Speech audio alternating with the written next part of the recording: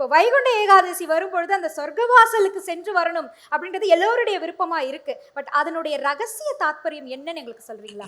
ஒரு மாசத்துல 2 பட்சங்கள் உண்டு. வளர்பிறை தேய்பிறைன்னு பேர். இது ஒரு 15 நாள், அது ஒரு 15 நாள் கணக்கு. 16வது நாள் தான் நம்ம ஷோடசம்னு சொல்றோம். அதுதான் அது பௌர்ணமியா அமையும், அமாவாசையா அமையும். இன்னைக்கு ரொம்ப ஆச்சரியமான நாள், மாலை அமாவாசை. இந்த 15 நாள்ல 11வது நாளைக்கு ஏகாதசின்னு பேரு. ஏகனா 1, தசனா 10, ஏகாதசினா 11. 11வது திதிக்கு ஏகாதசி. அப்படின்னா 2 பட்சங்கள்ல சேர்ந்து 2 வரணும்.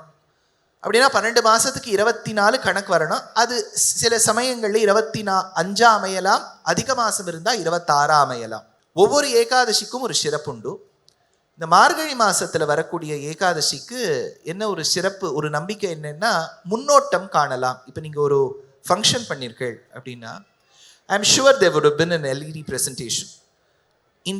இந்த ஈவெண்ட் நடக்கிறதுக்கு முன்னாடி ஒரு தடவை நீங்க ப்ளே பண்ணி பார்த்துருப்பேள், ஒழுங்கா இருக்கான்ட்டு முன்னோட்டம். அந்த மாதிரி வைகுண்டம் போகிறோம் சொல்லிட்டு இருக்கோம். வைகுண்டம் எப்படி இருக்கு அப்படின்னு தெரிய வேண்டாமா?